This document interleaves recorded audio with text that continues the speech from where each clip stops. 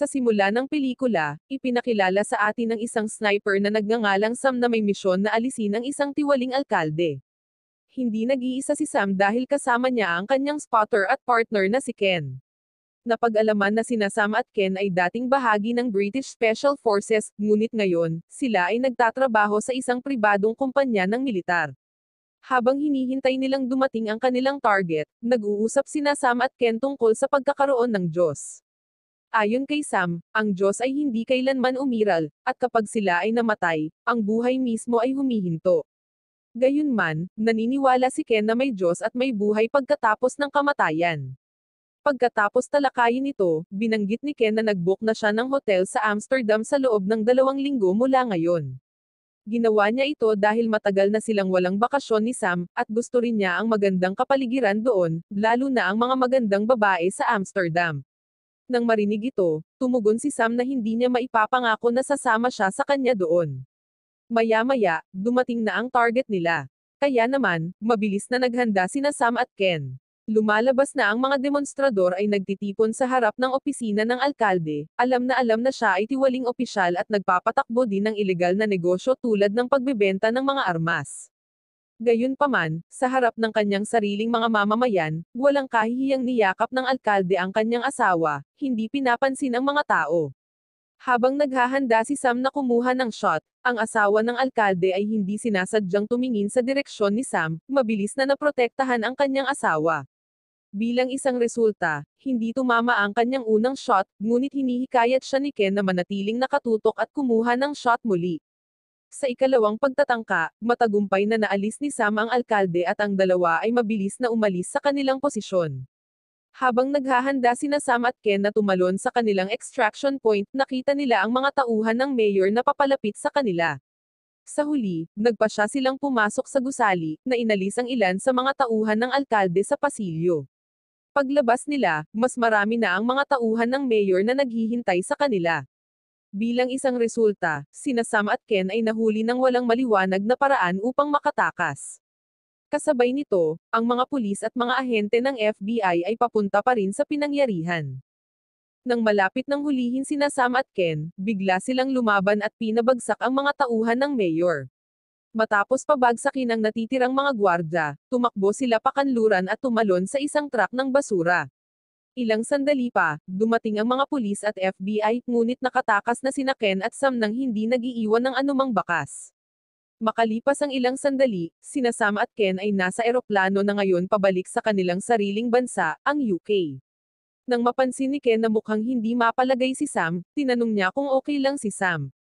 Sa sandaling iyon, inamin ni Sam na nakaramdam siya ng kabiguan dahil sa naunang pagkakamali sa pagbaril sa maling target. Pagkatapos ay tiniyak ni Ken kay Sam, na sinasabi sa kanya na dapat na nilang kalimutan ang pagkakamali na iyon dahil tapos na ang kanilang misyon. Sa kanyang palagay, ang alkalde at ang kanyang asawa ay kapwa masama at nararapat silang alisin sa mundo.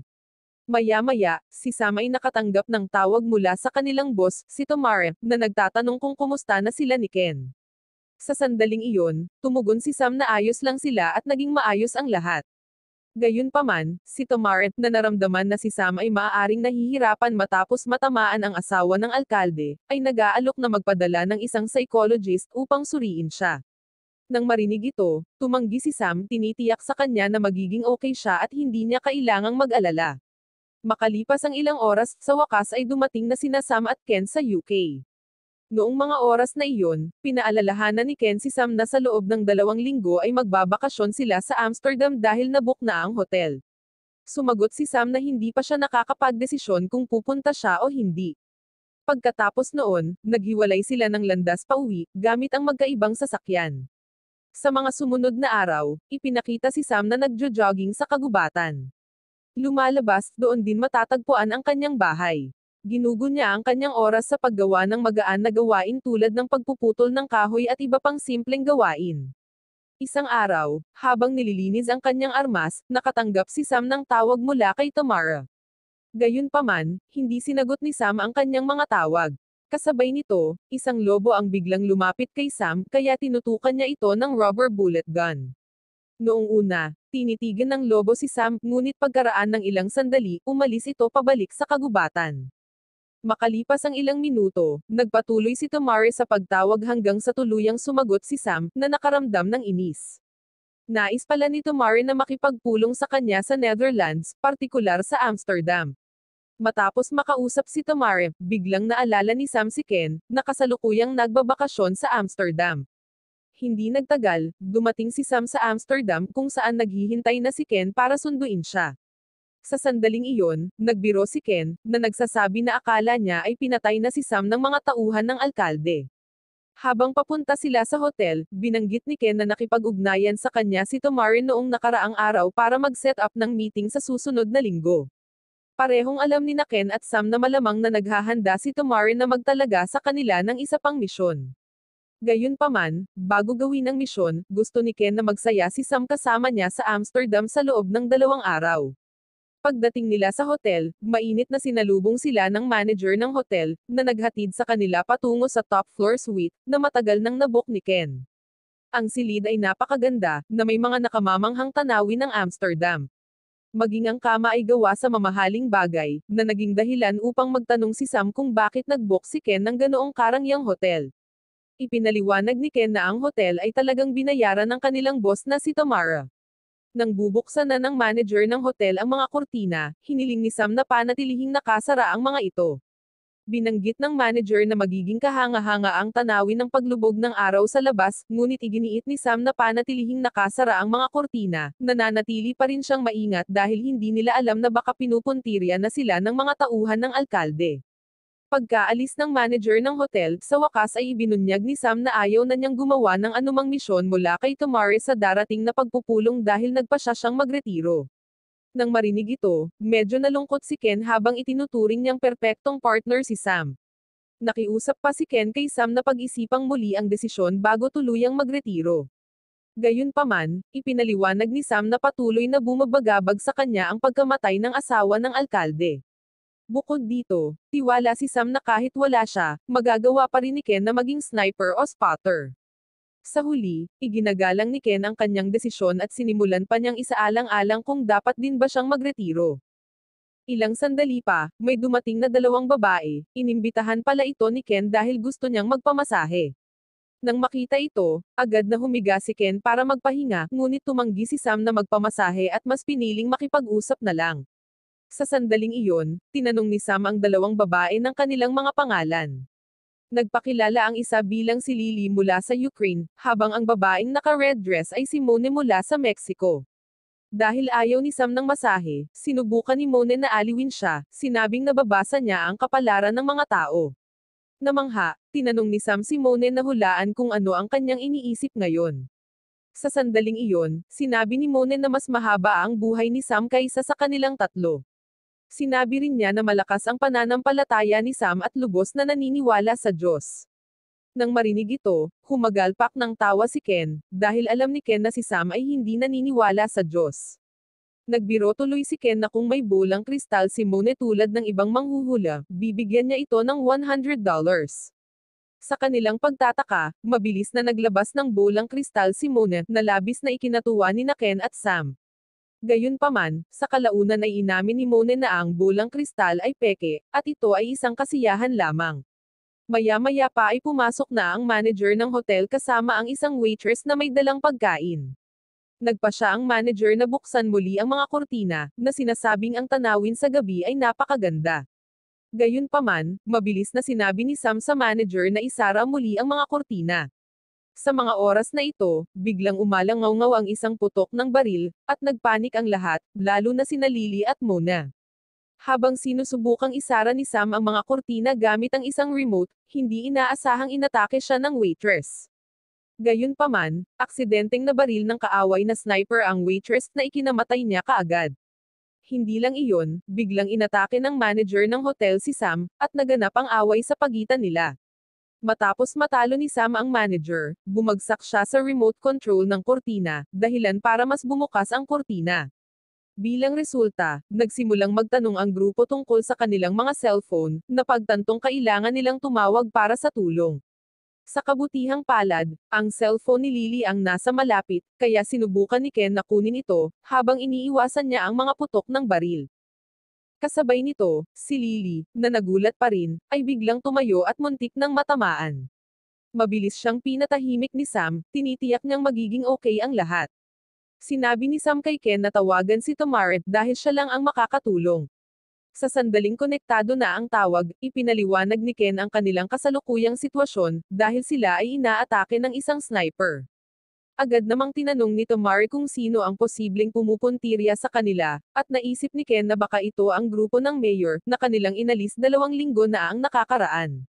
Nang marinig ito, pinayuhan sila ni Tamara na manatiling matyaga, dahil aalisin ng kanyang koponan ang sniper ng kaaway sa loob ng 20 minuto.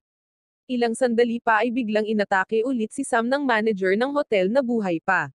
Sa kabutihang palad, napigilan ni Sam ang pag-atake, at itinapon ni Ken sa labas ang manager ng hotel. Ngunit habang nagtatago si Ken sa likod ng pinto, nagawa siyang matamaan ng sniper. Makalipas ang 10 minuto, nakatanggap si Sam ng tawag mula kay Tamara na nagsasabi sa kanya na naalis na ng kanyang koponan ang kaaway na sniper. Inutusan niya si Sam na tumingin sa kanluran, kung saan magsisignal ang kanyang koponan gamit ang isang kumikislap na ilaw upang kumpirmahin na ang sniper ay naalis na. Matapos matanggap ang kumpirmasyon, sa wakas ay gumagaan ang pakiramdam ni Sam, alam niyang ligtas silang makaalis sa hotel. Gayunpaman, bago makagalaw si Sam, pinaalalahanan siya ni Mone na manatiling alerto. Habang nakatingin si Sam sa bintana, biglang pinaputukan siya ng kaaway na sniper. Dahil dito, napagtanto ni Sam na ang sniper na tumutumbok sa kanila ay walang iba kundi isa sa mga sariling tauhan ni Tamara. Tinanong ni Sam kung ano talaga ang gusto ni Tamara. Bilang tugon, ipinaliwanag niya na ang lahat ay dahil balak ni Sam na magretiro, isang bagay na hindi matanggap ni Tamara. Tinanong ni Sam kung paano nalaman ni Tamara ang tungkol sa kanyang mga planong magretiro at kung bakit niya pinuntirya rin si Ken. Agad na ipinaliwanag ni Tamara na kontrolado nila ang hotel, at naghinala siya na kung magretiro si Sam, susunod din si Ken. Samantala, ang sniper, na nasa ilalim pa rin ng utos ni Tamara, ay nagpatuloy sa pagpapaputok. Sa kaguluhan, si Lily, na takot, ay walang pakundangang lumabas sa kanyang pinagtataguan at siya ay tinamaan ng bala. Lalong umikot ang mga bagay-bagay, naiwan lamang sina Sam at Mone na nanatiling buhay. Sa isang sandali ng pagkakataon, sinubukan ni Sam na abutin ang remote control ng kortina, ngunit nasira ito, naiwan ang mga kortina na nakabukas.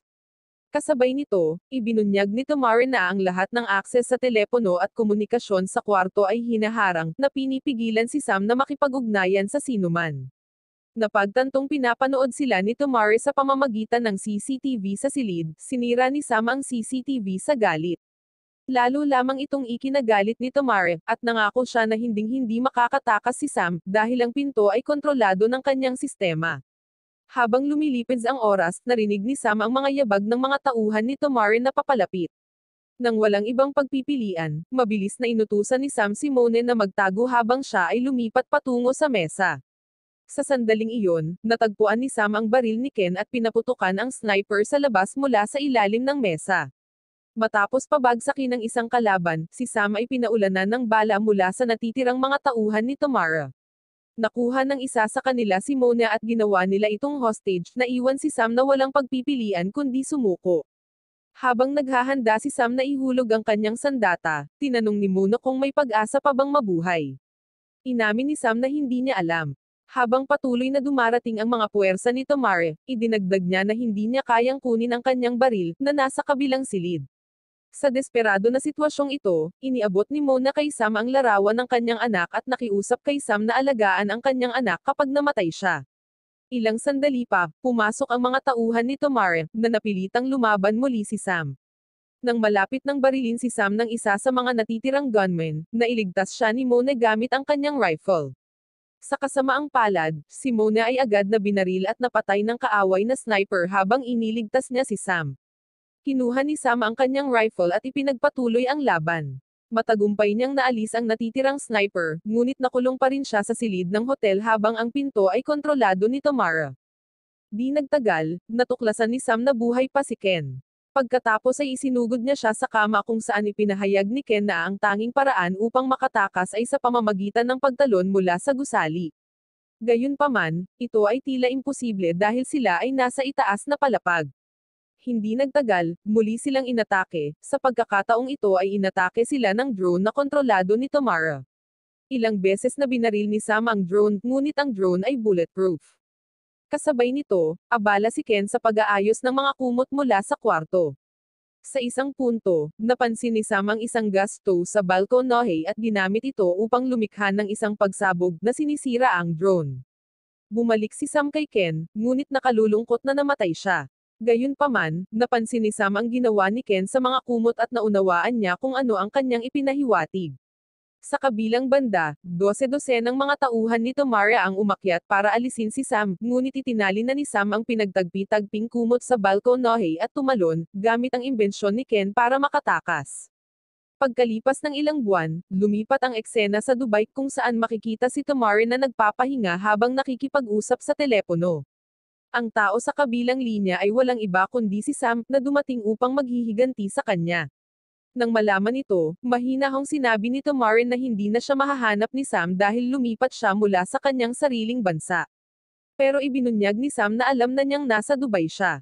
Sa gulat ay agad na nagpanik si Tamara at nagmamadaling lumabas ng airport habang kausap pa rin si Sam.